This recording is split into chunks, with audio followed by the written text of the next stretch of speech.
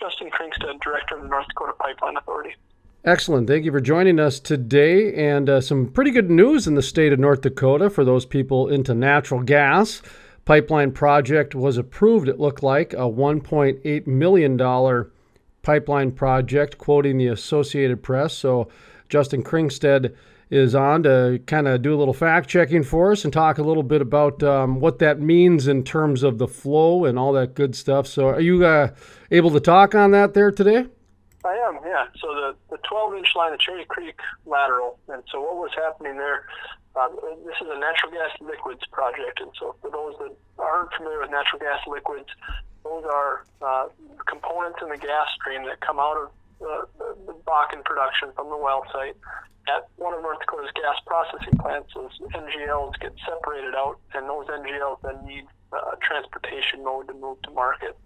And so what was taking place at the Cherry Creek lateral project was the Public Service Commission, it was proposed to convert an existing natural gas gathering segment owned by ONEOK and convert that to NGL service to help debottleneck some of the NGL congestion in the region. And so that project will then allow those NGLs on the ONEOK system to flow more efficiently. Ultimately, those NGLs will end up in the Bakken NGL pipeline, which transmits Y-grade, which means a mixture of the propanes, butanes, pentanes, all of those components mixed as one stream down to Bushton, Kansas. And at that point, once those NGLs reach Bushton, those NGLs get fractionated into the various purity product streams and then sent further on to market. So again, this is just one of those steps to help debottleneck the existing system in North Dakota. Yeah, and it's an existing pipeline or an existing facility, it sounds like, that's going to be converted? That's correct. And so this is becoming more commonplace in North Dakota. Again, some pipeline systems are built under as gathering systems, and as production has continued to ramp up, companies are having to look at whether they build new, whether they repurpose existing lines and add horsepower to those systems and ultimately change the scope into that transmission realm. And this is, again, just one of the near-term projects that was undertaking that exact process. And my guess is this is going to help reduce some flaring? Correct. So when someone looks at natural gas capture and what all needs to take place, so for a holistic look at natural gas capture, you have to have the gathering connections out in the field, you have to have adequate processing plant capacity, and then lastly, you need to have adequate transmission capacity for the products coming out of North Dakota's gas plants. And so this addresses that last segment, the transmission needs. Again, each segment is just as critical as the next, and this is on the transmission side of moving those products and ultimately to market outside of North Dakota.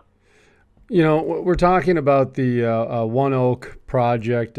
Cherry Creek, I believe, is the name of it. Cherry Creek Pipeline Project, and moving 50,000 barrels of natural gas liquid. You mentioned this is just one of the pieces several times. Can you name a few other projects that may be the same size or even smaller or larger? Yeah, on a larger scale, ONEOK has proposed earlier this year the Elk Creek NGL pipeline system. And so that would be a 900-mile, 20-inch system, roughly $1.4 billion is the estimated cost of that project. And so, again, we're all in full expectation that North Dakota's natural gas production is going to ramp up in the coming decades. And with that, the natural gas liquids that are produced get separated out of the plants. They need a method to move to market. And so our current NGL infrastructure out of the region is at capacity. There's no room for growth on the existing systems. And so ONEOK has proposed this project, again, from the Williston Basin down to Bushton, Kansas. It would follow some existing systems on its route down there. But that ultimately would move 240,000 barrels of NGLs initially, and they would have the option to expand that up to 400,000 barrels per day if there's a market need for it in the future. Which, when I look at my forecast for natural gas liquids production out of the region, I'm anticipating somewhere between 900,000 and a million plus barrels per day of NGLs being produced in North Dakota. So the expansions, within the region, like we just spoke about with the Cherry Creek system, or these large Elk Creek transmission projects are going to be absolutely necessary. How about some of those, I call them science projects, and, I'm thinking of the ones that the guys are out at site, and, I know G2 has some success with theirs. I know there was a Mark Wald with Blaze Energy out of Bismarck for a while was trying some.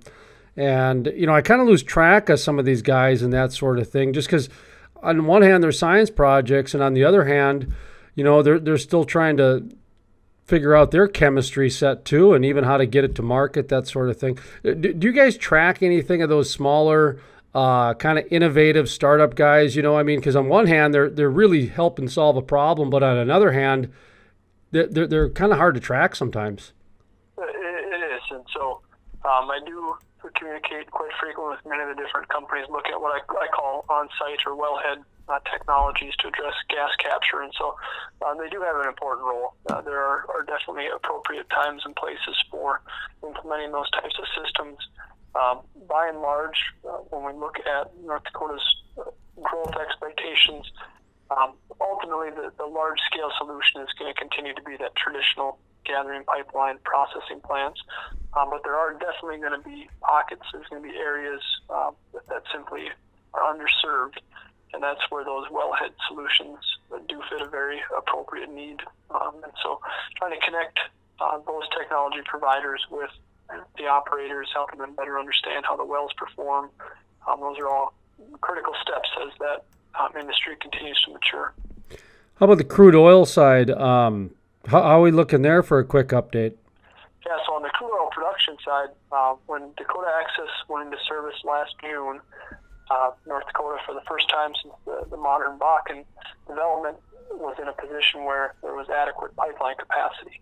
However, when I look at the forecast models going forward, my estimate is that by next year, North Dakota's production will have ramped up again to the point where we will be out of pipeline capacity again, and we'll transition then back into that scenario where any incremental growth is going to need to be met by crude by rail movements until there's an expansion on either one of the existing pipeline systems or a new pipeline system gets constructed.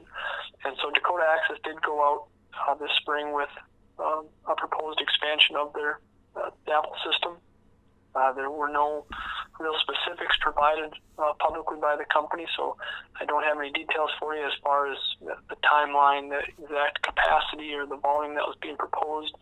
But the crude oil transmission side is in the same boat. The growth is expected in the coming years and decades, and the current infrastructure simply isn't going to be large enough to handle it. So everyone's back at the drawing table looking at what options they have internally, whether that's expansions or new construction. So your prediction is by next year we're going to be filled up at max capacity with the pipes, and it sounds like the rail is going to be back in play again, so that might impact over into the egg sector. It may, and so what we have seen over the last several years, when North Dakota's production was decreasing, there was less market incentive for crude by rail out of the region. That has dropped off substantially, the amount of crude leaving North Dakota by rail. However, there's still roughly 150 to 200,000 barrels per day that are electively right now continuing to use crude by rail to reach either the east or west coast.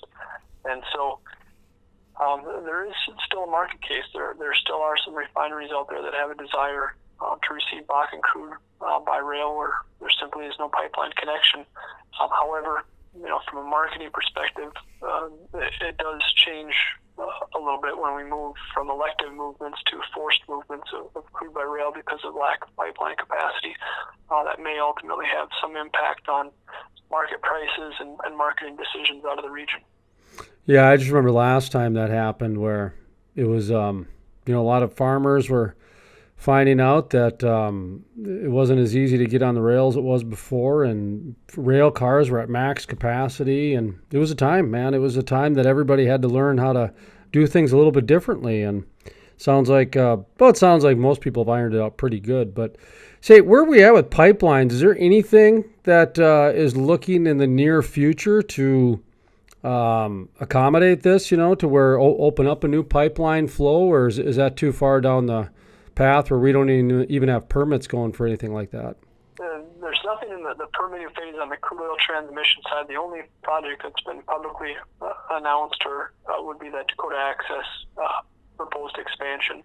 We don't have any of the details out as far as what type of volume they're looking to expand to and what the timeline would be on that. And other than that, it's been fairly quiet again as companies try and assess the situation, see what type of volumes they can expect in the future, and what type of market industry is looking to have connection to. So there's several moving pieces that everyone right now is trying to gather up and better understand, so that again, the next action steps can be taken. Yeah, I kind of feel like that too, where a lot of people have taken those necessary steps to bring on a little bit of growth, and it's starting to incrementally happen. And now I think a lot of people are just kind of waiting to see how much they can take on. And it sounds like the pipelines are kind of in tune with the companies. Does that make sense? Yes, and so again, as we move into summertime, we get out of the spring and the road restrictions out of the play itself. It's going to be interesting to see how quickly things ramp up and what type of production levels we see here throughout the summer and moving into this coming fall.